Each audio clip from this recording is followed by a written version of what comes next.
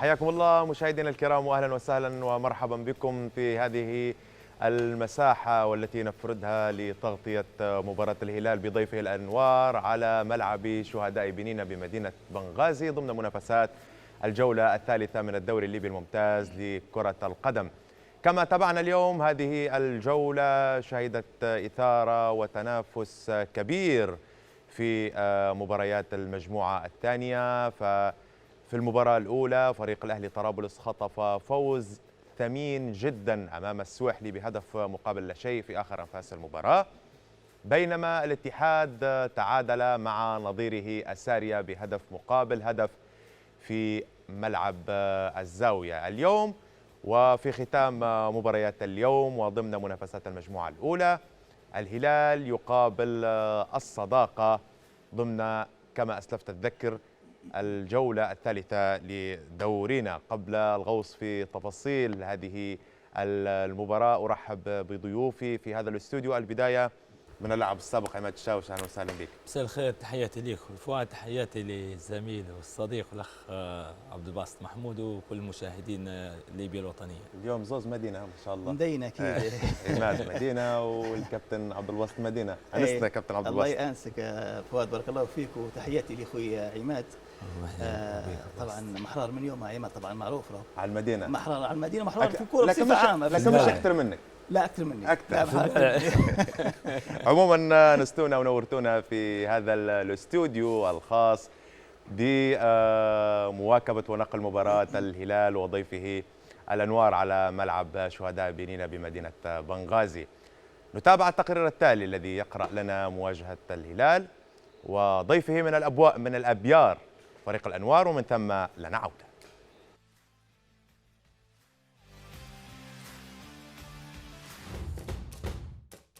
بعد خسارته في أول اللقاءات أمام الأهلي بنغازي ضمن مباريات الدوري لهذا الموسم وتعادله في ثاني اللقاءات أمام التحدي، يبحث فريق الأنوار عن نتيجة إيجابية يحيي بها الفريق آمله وتطلعاته للبقاء ضمن فرق الدوري الممتاز.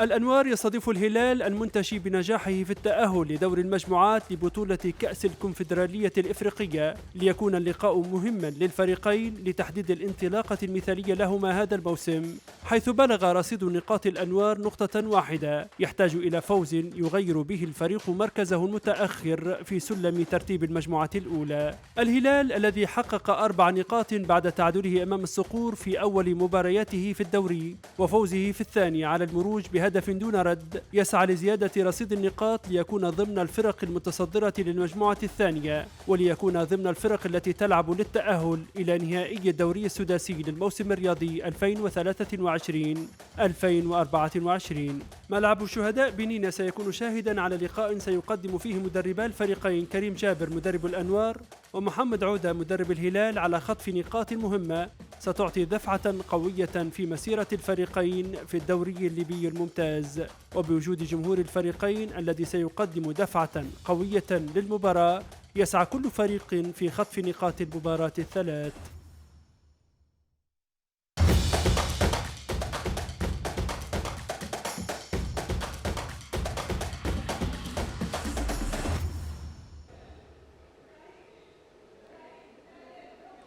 إذن كانت هذه قراءة للمباراة المرتقبة في ملعب شهداء بنين بين الهلال وضيفه الأنوار. أبدأ بالكابتن عماد الشاوش. الهلال بعد حصد 4 نقاط في الجولة الأولى والثانية يطمح لانتزاع الصدارة في مواجهة لن تكون سهلة أمام الأنوار الذي تعثر في أول جولتين، تعادل وخسارة. طبعا فريق الهلال ثالث اسبوع هذا ليه، شفناه في الاسبوع الاول تعادل قدام الصخور، شفنا مباراه ثانيه قدام الموروز، يعني قدم مباراه صراحه فنيه نوعا ما نقولوا يعني جيده نعم، من فوق المتوسط. شوف جاهزيه فريق الهلال نتكلموا عليها تعكس بدايه في المجموعه الاولى جميع الفرق. فريق الهلال الجاهزيه متاعه طبعا نعرفوا من السداسي التتويج الى التصفيات التمهيديه في الكونفدراليه، مباراة دور تمهيدي في الكونفدرالية، لمعسكر لمباراة ودية لبداية الدوري. يعني لو نشوفوا مسيرة فريق الهلال في الفترة الأخيرة يعتبر الفريق متوقفش، وخاصة بنفس المدرب محمد عودة ونفس جل اللاعبين بعض الاضافات لفريق الهلال. نعم. شوف فريق الهلال متكامل من جميع النواحي، سواء في الجاهزيه، سواء فتره الاعداد لهذا الموسم، تشكيل الفريق، المدرب، الجهاز الفني، حتى الاداريين، حتى على مستوى الاداره فريق الهلال ما فيش تقلبات، يعني قاعد ثابت. هنا جاهزيه فريق الهلال تعكس في المجموعه الاولى، هنا مردود ايجابي للفريق. نعم.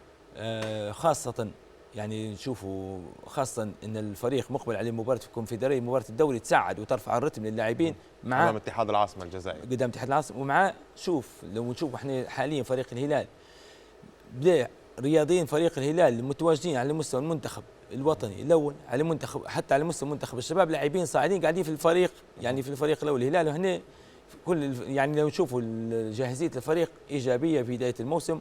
وزي ما قلت فؤاد، فريق الهلال الموسم اللي فات في السداسي، الموسم هذا اكيد طموحه بيكون سداسي ويكون اللعب يعني نقولوا عليه مستوى التتويج. هذا بخصوص فريق الهلال. نتحول للحديث عن فريق الأنوار، هذا الفريق الغائب عن دوري الأضواء لموسمين، قدم أداء أكثر من رائع في منافسات الدور السباعي دور الصعود. الآن يتعثر في أول جولتين، رغم أن الفريق إدارة الفريق قامت بانتدابات حتى للاعبين دوليين، نذكر منهم مهند أبو عجالة وعبد السلام الفتوري تحت قيادة المدرسة المصرية كرم جبر. برأيك أين تكمن نقاط الضعف لفريق الأنوار واللي عاناها في الجولتين الأولتين؟ شوف فؤاد، يعني اللي يفكر أن فريق الأنوار هو فريق يعني أضعف حلقة في المجموعة الأولى، فهو أن نقول لك يعني مموه أو حاجه زي. بالنسبه لفريق الانوار بالاخص مبارته والشوط الاول امام الاهلي بنغازي، ما زلت ناكد ان فريق الانوار دار مباراه قدام الاهلي بنغازي. الشوط الاول كانت رائعه جدا سلبي. كانت مباراه تمت 1-0 تقريبا الشوط الاول للاهلي بنغازي.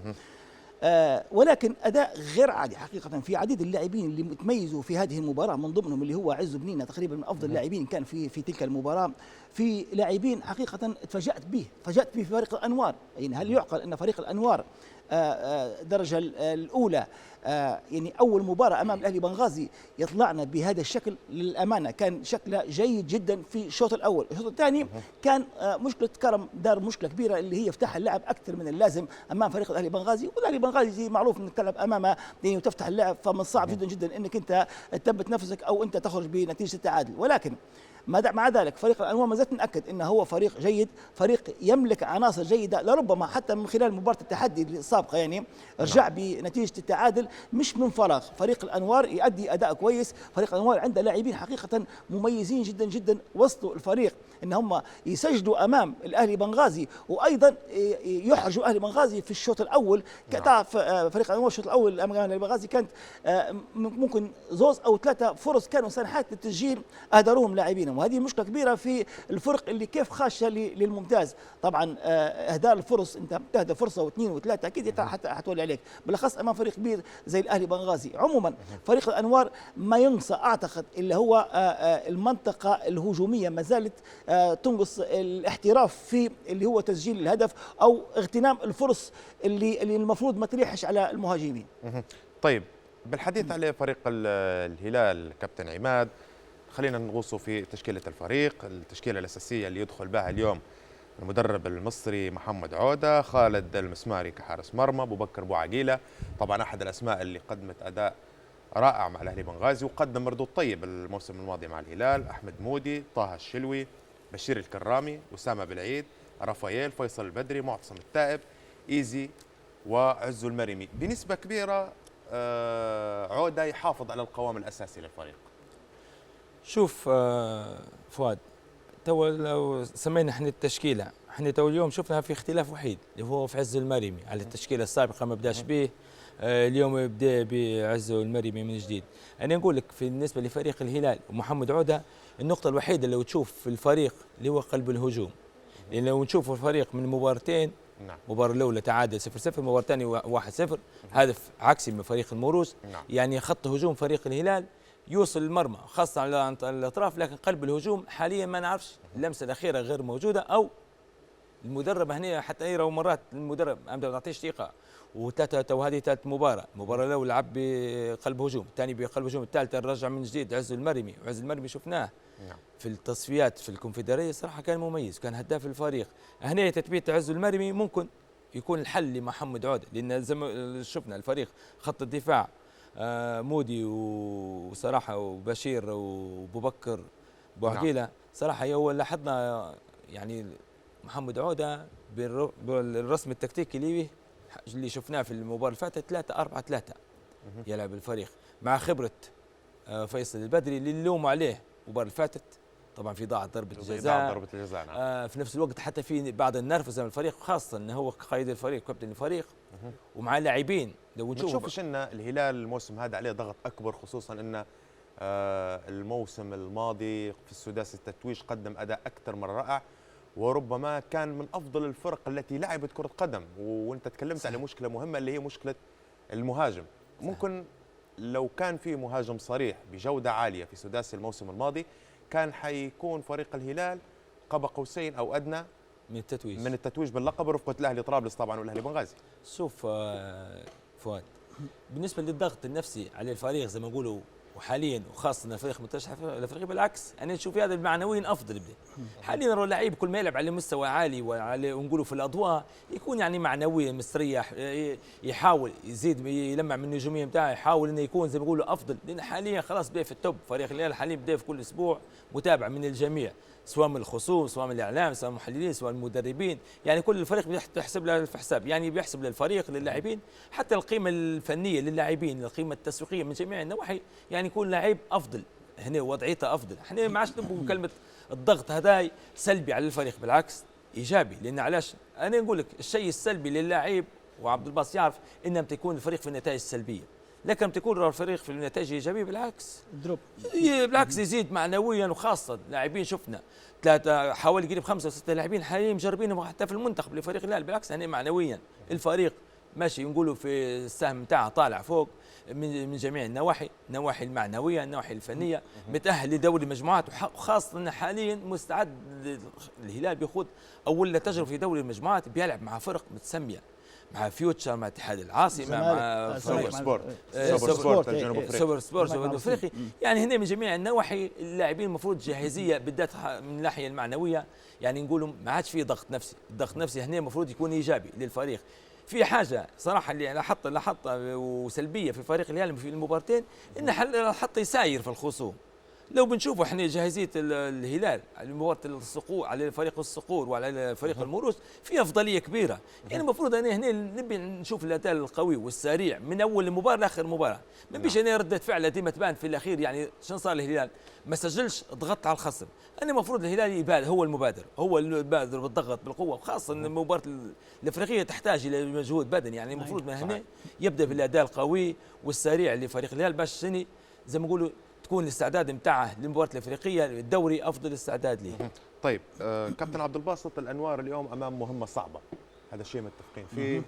الحقيقه فريق الهلال يقدم مردود اكثر من رائع، بدايه طيبه جمع فيها 4 نقاط من مباراتين، عكس فريق الانوار يعني نقطه واحده من جمع نقطه واحده اليوم امام حتميه الفوز من اجل المضي في سكه الممتاز والعوده لسلسله النتائج الايجابيه. شوف انا خلينا نتكلم على مستوى مباراه بالنسبه للهلال وبالنسبه للانوار. اليوم بالتاكيد حنتفرجوا عليه مباراه جيده، لان الفريقين يملكوا عناصر متعه، عناصر بالاخص منطقه الوسط الزوز عندهم لاعبين من درجه اولى حقيقه.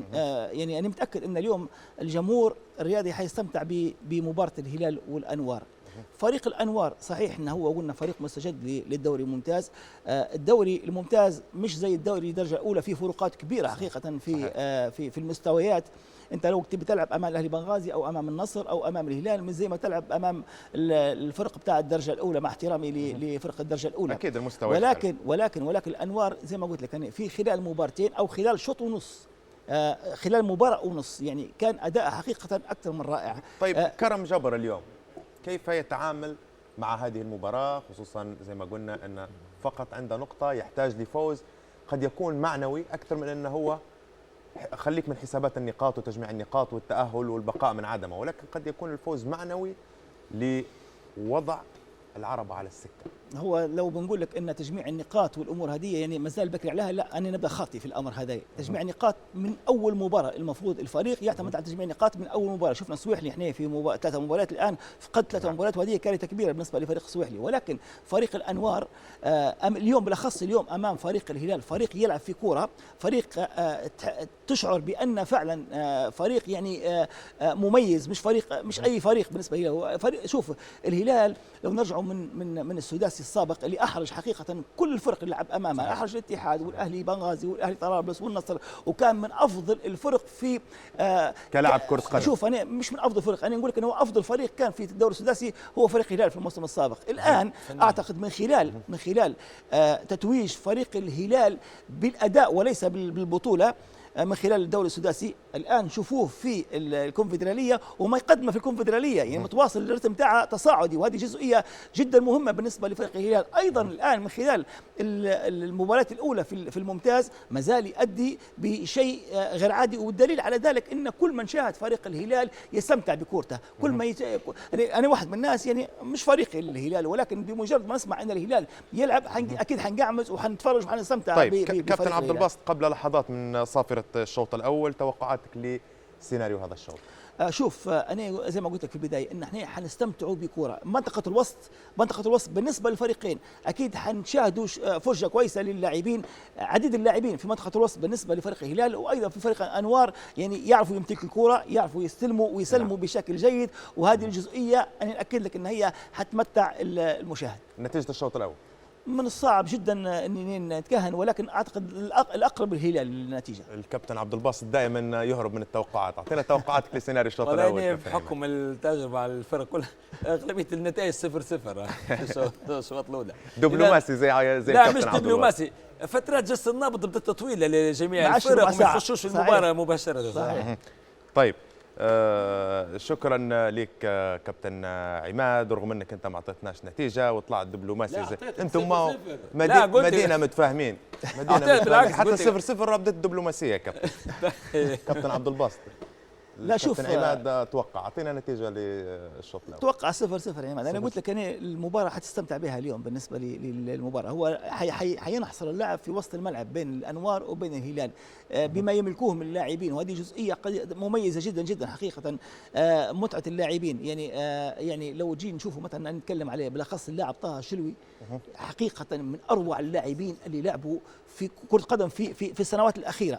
هذا اللاعب انا ناكد لك انه هو لو حافظ على نفسه ولو استمر على نهج انه هو يبني نفسه بشكل جيد، انا اكد لك انه هو حيستمر بكيفيه غير عاديه وحيتصدر المشهد في ليبيا. نشوف شيء ثاني بالنسبه لطاهر شلوي، هذا من افضل اللاعبين. انا اكد لك حتى لو احترف خارج ليبيا حيؤدي اداء غير عادي وحيطلع اسمه وحيبرز هذا اللاعب. طيب تطور اداء فريق الهلال. شلوي مستبعد حاليا من القائمه الاخيره، وهذه المشكله الكبيره. هي انا استغربت في جدياتي، لكن انا امس وردني كلام عماد بان لربما يكون شلوي من ضمن القائمه او اضافه على القائمه. سمعتني الكلام هذا، ولكن هو صحيح او لا في كل الاحوال اعتقد انه هو ظلم للاعب انه هو ولكن فؤاد اسمح لي نقول لك ان هذا اللاعب اذا كان مخدوشي او منتدبوشي للمنتخب الليبي فكارثه كبيره فعلا. طيب التطور اللي يشهده فريق الهلال كابتن عماد في السنوات الاخيره وصل الى تألق افريقي بعيدا عن التألق المحلي، من اين جاء هذا التطور في الاداء في المنافسه بالتحديد؟ من اين؟ شوف فؤاد وعبد الباسط فنيا اداريا راهو فريق الهلال مدرسه قديمه جدا، راهو مدرسه قديمه، وراهو النادي الهلال من يوم عنده الاداره. طبعا الاداره كل شيء في الرياضه هي الاداره. الهلال من يوم عنده الانضباط الاداري، ومن يوم الهلال عنده المواهب تطلع، لكن بحكم في فتره ما صعب بحسب الامكانيات، انت تحكم تفرض عليك الامكانيات نفسها، ما عادش عندك امكانيات باش تقعد تحتفظ بهؤلاء اللاعبين. حاليا في نادي الهلال في امكانيات اللي هي الاداره الشابه بقياده اللاعب السابق علي الشريف. الاداره أنا نشيد بهذا الشخص حقيقة اللي هو السيد علي الشريف. أنتم تكلمت على قائمة المنتخب الوطني وكيف الشلوي غير موجود في قائمة المنتخب، والمدرب الصربي ميتشو موجود اليوم في مدرجات ملعب هو بنينا. انا لاحظته في جميع المباريات اللي في بنغازي موجود واليوم موجود أكيد هو حتى لان المنتخب عنده تجمع ان شاء الله. هو كان حتى في زياره على ما اعتقد في التدريب الاخير لفريق الهلال، كان زياره في زياره مدرب مرحبا بنادي الهلال. هذا علاش انا قلت لك ان سمعت ان الشلوي لربما من ضمن القائمه. الهلال فؤاد نرجعوا صراحه اداره الهلال من يوم راوا نادي الهلال فيه اداره وفي لاعبين، لكن في فترات ما يقدرش يحافظ على اللاعبين، لان علاش تنقص الامكانيات. حاليا متواجده الامكانيات متوفره لفريق الهلال، فاستطاع فريق الهلال من خلال توفر الامكانيات انه يحافظ على اللاعبين سواء اللي عنده في نادي الهلال او بعض اللاعبين اللي يقدر يجيبوا للفريق. طيب شكرا لك كابتن عماد، شكرا كابتن عبد الباسط. اذا مشاهدينا الكرام مباراة الهلال والأنوار ثواني قليلة تفصلنا على ضربة بداية الشوط الأول ضمن منافسات الجولة الثالثة لحساب المجموعة الأولى من الدوري الليبي الممتاز إلى كرة القدم. نلتقي بكم إن شاء الله بعد نهاية الشوط الأول.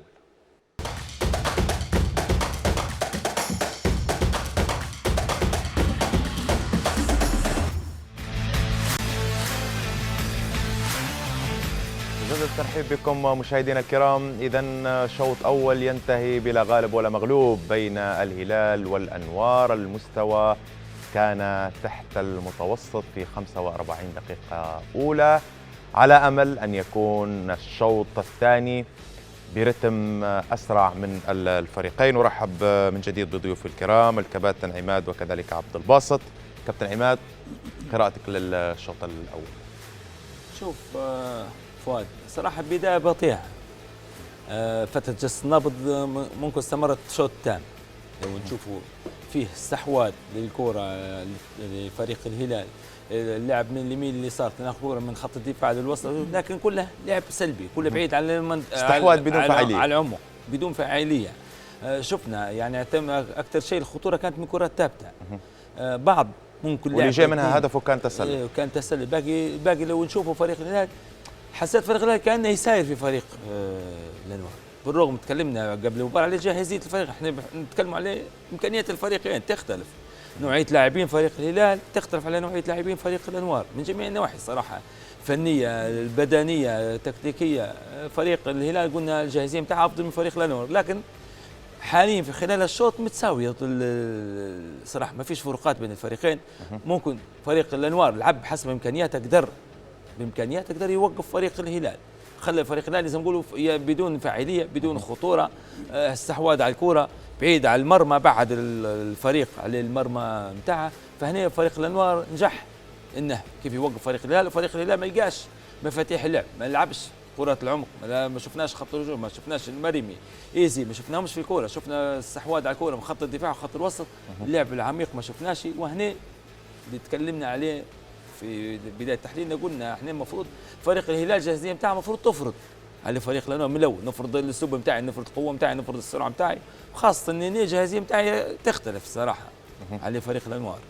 طيب هذا فيما يخص الهلال. بخصوص الانوار كابتن عبد الباسط، استقبل اللعب بشكل كبير في الشوط الاول رغم تماسكه دفاعيا، الى ان هجوميا يكاد يكون غائب في مجريات الشوط الاول. غائب جدا، ما شفناش فريق الانوار وصل لمرمى المسماري. اعتقد يعني لو نسيناه بكره، ما فيش حاجه اسمها خالد المسماري داخل الملعب، توقعنا انه ما يلعبش بكره حقيقه، لان ما لمسش المسماري في خلال 45 دقيقه، اعتقد لمس الكره مره واحده بس. يعني ايضا المدافعين وقت نجوا نشوفوا اللي هو مودي احمد، ونشوفوا اللي هو ابو عقيله والكرامي، الثلاثه لاعبين يلعبوا مستريحين، لدرجه ان الكرامي وشفنا اللي هو ابو عقيله يساندوا في المنطقه الهجوميه في بعض الاحيان ويدخلوا منطقه الوسط ابو عقيله، وايضا اللي هو المعتصم التايب شفناهم في تغيير للمناطق. يعني نشوفوا في ان معتصم التايب يزيد يدخل العمق لمنطقه الوسط في بعض الاحيان، ويخلي المسافه لابو عقيله انه هو يدخل المنطقه الهجوميه. وهذه طبعا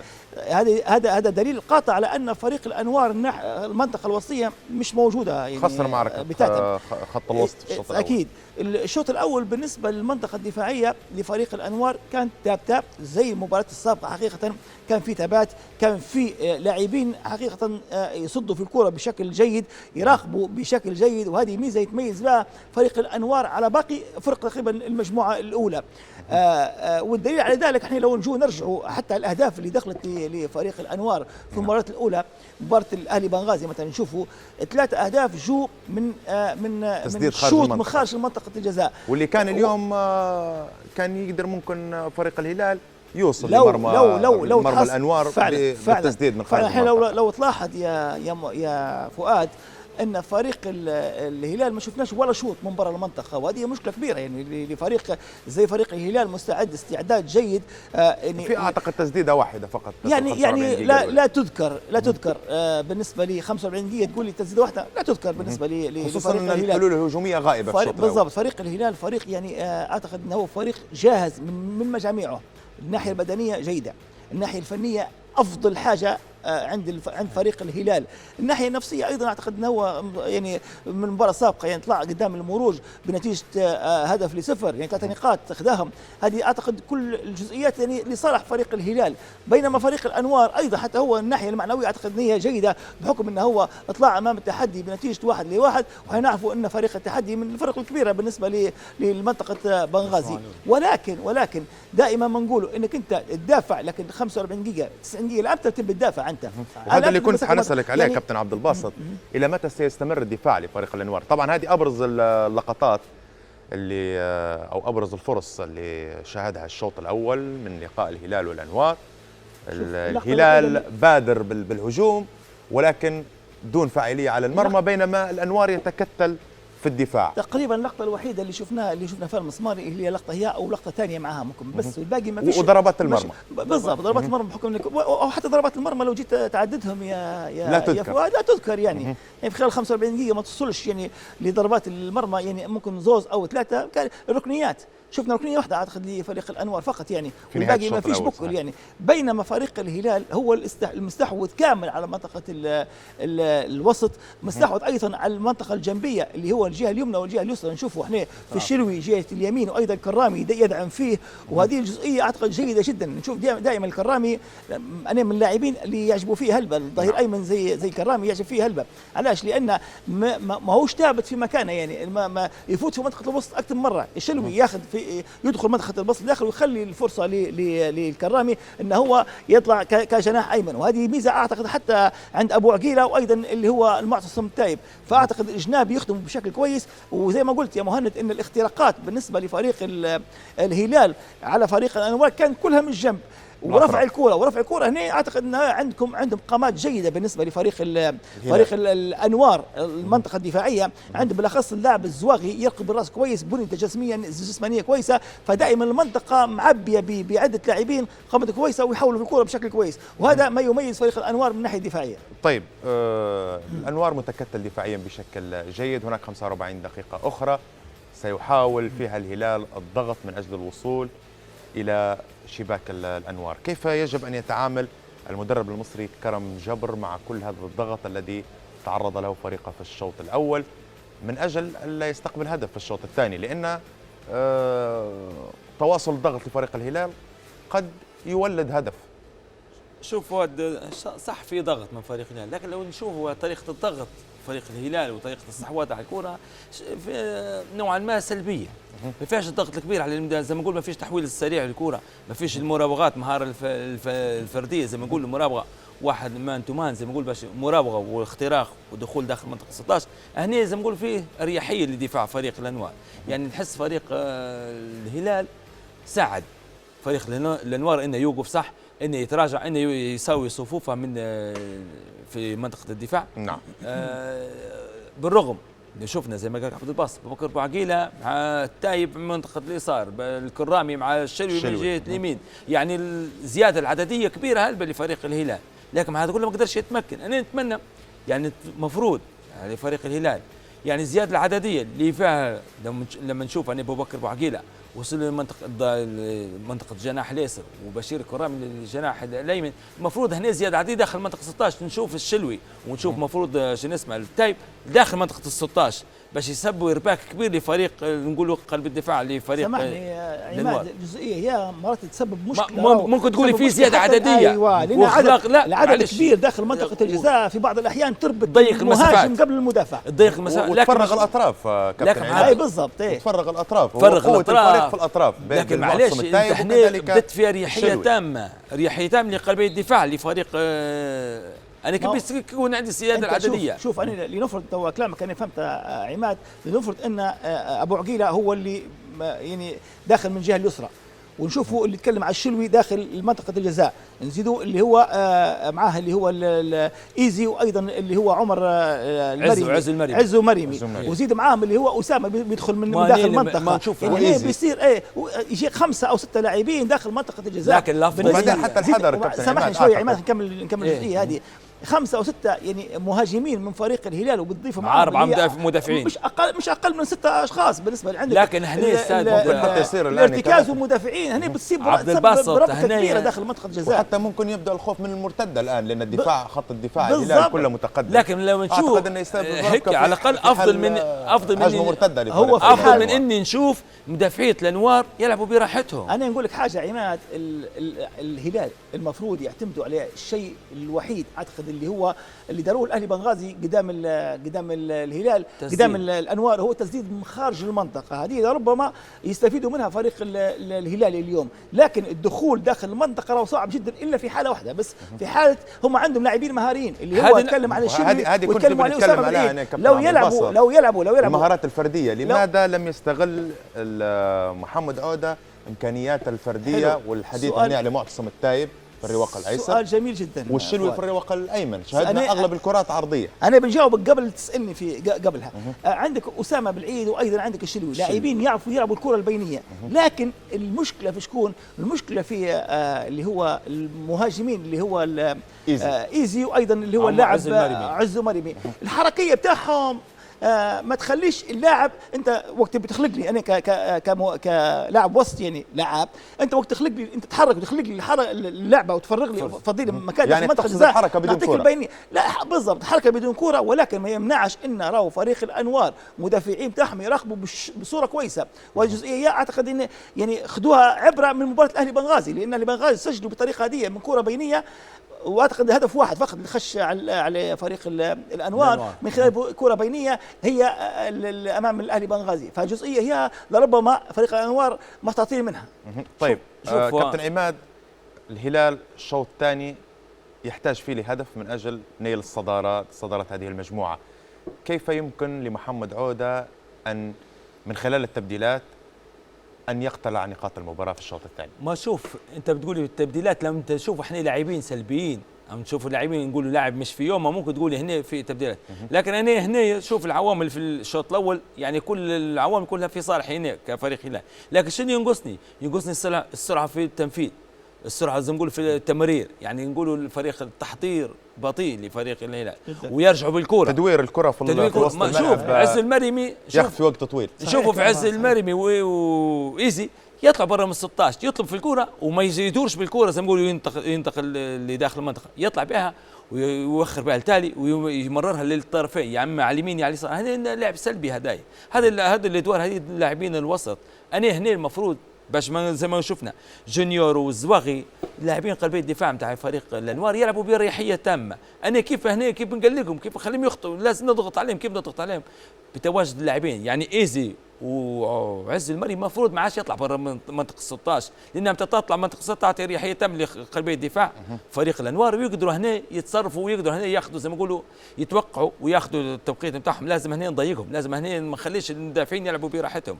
انا تكلمت عليه جزئيه، قلت انا بلاصه لازم فيه نحكي انا على المعتصم تايب والشلوي انهم يخشوا منطقه 16.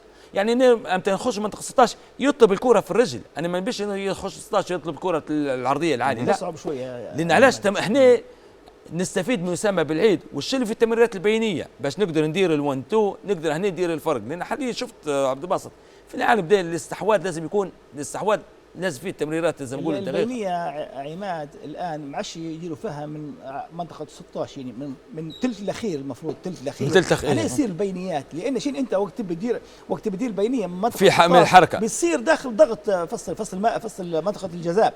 فاذا كان خذيت الثلث الاخير وبدات تدير في البينيه، طبعا في اللاعبين كلها منتشره يعني كلها مفتوح اللعب هنا مع حركيه التسعات تحصل بينيه وتحصل. طيب انت تكلمت على التسعات كابتن عبد الباسط. الهلال في الشوط الاول اعتمد بشكل كبير على الكرات العرضيه مع وجود مهاجمين عز المرمي وايزي، ومع ذلك كره واحده فقط جاء منها هدف وكان تسلل وكان من كره ثابته. صحيح.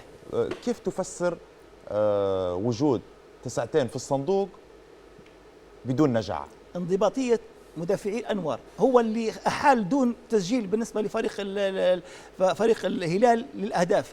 والشيء الثاني اللي هي عدم الحركيه او عدم الحركيه الجيده يعني التمركز لايزي وايضا لعزو المرمي. الجزئيه هي اعتقد يعني احالت دون ان هم يسجلوا الاهداف. مع ذلك انا زي ما قلت لك في ايضا الارتكاز بتاع فريق الانوار راهو فيه بعض الاحيان يؤدي بشكل كويس ويغطي في منطقه داخل برا منطقه الجزاء، ولكن في بعض الاحيان وهذه كارثه كبيره وتصير ايضا لعديد الانديه من ضمنها نادي المدينه، اللي هي اللاعب يفكر في الكوره اكثر من يفكر في اللاعب اللي بيراقبه. يعني بمجرد ما الكوره تطلع جهه اليسار او جهه اليمين عند التايب او جهه عند الشلوي على اليمين باهي، اللاعب الارتكاز يفكر وين يرجع لمنطقه الجزاء ويفكر في الكوره كيف بيحولها، ما يفكرش في اللاعب اللي جاي من الخلف، وهذا اخطر شيء راهو. الخطير اللاعب الخطير اللي هو الجاي من الخلف اللي غير منظور، اما اللاعب اللي داخل منطقه الجزاء انت بتراقبه اوريدي، يعني بتراقبه سواء من وهذا ممكن مفتاح لعب يعتمد عليه محمد عوده في الشوط الثاني بالضبط. لربما محمد عوده يغتنم الفرصه هي ويلعب خارج منطقه الجزاء ويصير تسديد مباراة. ما هنا بنتكلموا عليه التمركز نتاع عز المرمي وايزي، يعني التمركز نتاعهم المفروض يكون داخل منطقه الجزاء. انت عندك الاستحواذ الفريق نتاعك شنو يصير؟ انت تطلع برا من 16 تعطي فرصه الناس يقولوا المدافعين وخط وسط يزيدوا يضغطوا على اللاعبين نتاعك. لكن لو فيه العمق عبد الباسط، لو فيه عمق هجومي من عز المرمي وايزي اللي هو علاش باش هنا ممكن نقلل من قوه الزواغي وجونيور في الدفاع على الفريق، نخلي بعدهم يعني بعدهم عن الكره نتاعهم. كويس عماد وقت يكون عزو المرمي داخل ويكون ايضا ايزي الداخل، يعني يعطي العمق الهجومي عماد هنا ما تسببش الزحمه اللي حكينا عليها.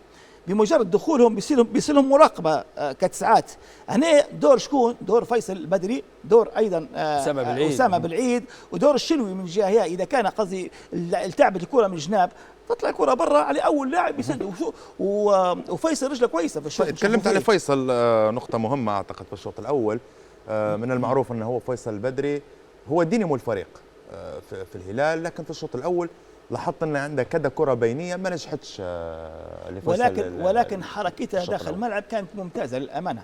فيصل بدري الى الان وبهذا العمر اعتقد انه هو يؤدي في اداء غير عادي للامانه.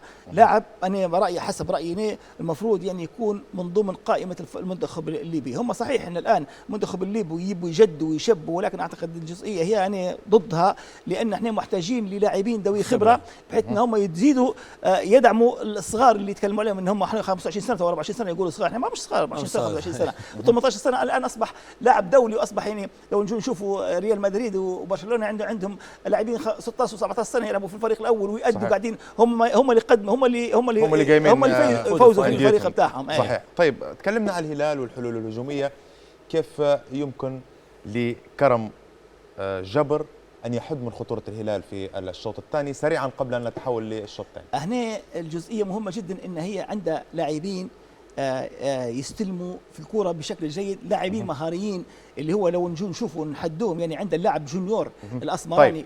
طيب عذرا على المقاطعه كابتن عبد الباسط، شكرا لك وشكرا للكابتن عماد الشاوش. اذا نتحول سريعا الان مشاهدينا لمتابعه مجريات الشوط الثاني، ونلتقي بعد صافره النهايه بعون الله.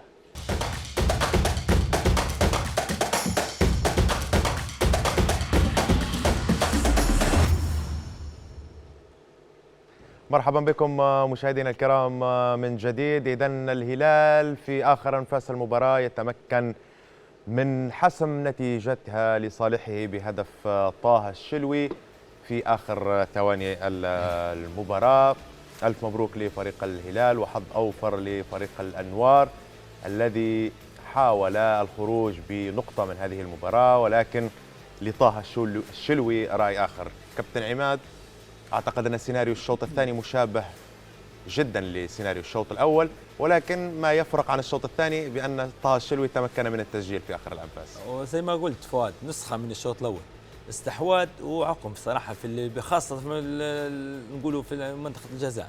ما شفناش خطورة كبيرة من فريق الهلال، اللي هو قلنا تكلمنا قلنا المفروض احنا يسرع اللعب، يدير زيادة العددية داخل منطقة 16، لكن في حاجة في كرة القدم المنطق ديما يفرض نفسه.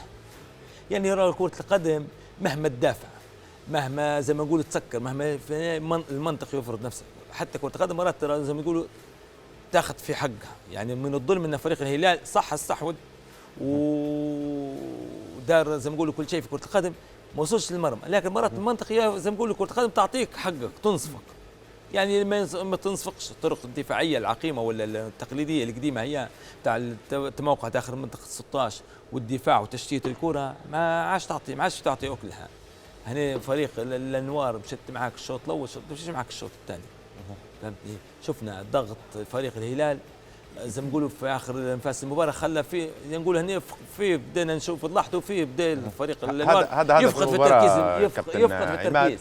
اللي جاء من كرة عرضية ارتدت من الدفاع، شوف فؤاد، وسددها طه الشلوي مباشرة. بدا فريق الانوار في اخر انفاس المباراة من دقيقة 80 نحس انه بدا يفقد في التركيز نتاعها. علاش؟ هنا وين في تعب بدني، هنا دور المدرب. وين دور المدرب؟ اعتقد انه هو يعرف ان لاعبيه لمدة 80 دقيقة او 85 دقيقة يدافعوا، كان المفروض يقوم بتبديلات خصوصا في خط الوسط والخط الخلفي. احنا شفنا تبديل واحد من المصري كرم جبر، واللي هو باقحام مهاجم. لا ثلاثة مدافعين، ثلاثة تغييرات. اي 3 تغييرات دارهم، بس ما لم تأتي أكلها. علاش؟ لأن أول حاجة عبد الصابر الفتوري أنت مدخله كمهاجم.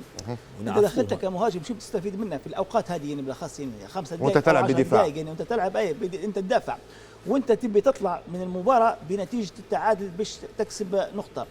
بالنسبه للانوار اعتقد ان هم يعني اخذوا الدرس من مباراه الاهلي بنغازي، وكان درس كبير جدا جدا استفاد منه المدرب. انا حسب رايي الان هو عدم فتح اللعب امام هذه الفرق، لان الهلال يعرف يلعب كوره زي الاهلي بنغازي يعرف يلعب كوره. وقت فتحت اللعب امام الاهلي بنغازي انت ولت عليك المباراه وحتى وخسرت ب5 أهداف. اليوم حاول بقدر الامكان كرم انه هو يسكر المنطقه، يحاول انه هو يستفيد من درس اهلي بنغازي، يسكر المنطقه بحيث انه هو الضغط يصير على المنطقه الدفاعيه.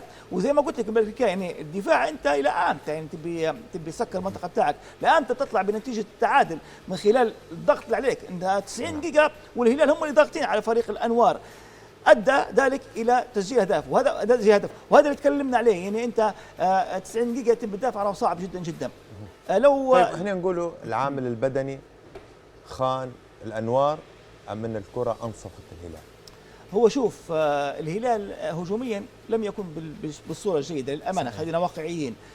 فريق الهلال قاعد استحواذها في المنطقه الوسط قاعده افضل على الاطراف افضل. في حاجه دارها مدرب اللي هو فريق محمد عوده مدرب فريق الهلال، وانا حسب رايي نشوف فيها خطا، يعني وخطا كبير للامانه، هو خروج اللاعب اللي بو عقيله ودخول اللاعب اللي هو احمد سعد.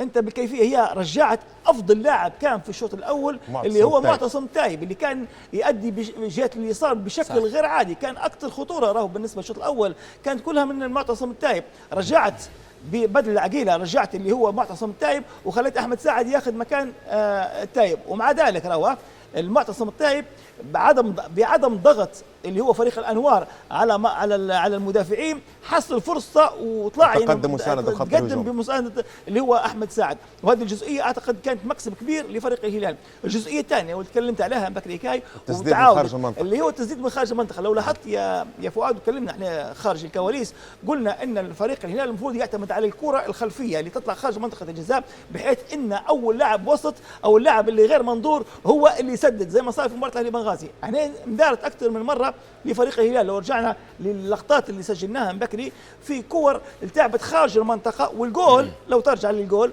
كره مرفوعه من جهه اليسار حولها محمد عمر بالراس هو محمد عمر اسمه عماد قال كلمه منطقيه جدا جدا، المفروض تتحول اللي هو للجنب، لكن محمد عمر لحق على الكره في اخر لحظاتها، لعبها بحيث طلعها. كان انس الفرجان، انس اللي هو لاعب الارتكاز، اللي هو الشروي.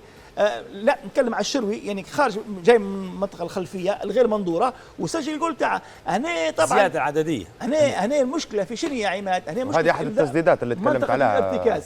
بس هذه اللي تكلمنا عليها بكريكا، يعني اللي هي كوره والجول جاب شبه بتسديده بالضبط. شوف هنا منطقه بعيده الارتكاز بامتار للمرمى. لاعبين بكريكا قلت حاجه، انا قلت ان اللاعبين الارتكاز في حال الكرة تطلع من الجنب من اليمين او من على اليسار دائما يفكروا في الكرة ما يفكروش في الخصم، وهذه الجزئيه اللي جت منها الهدف.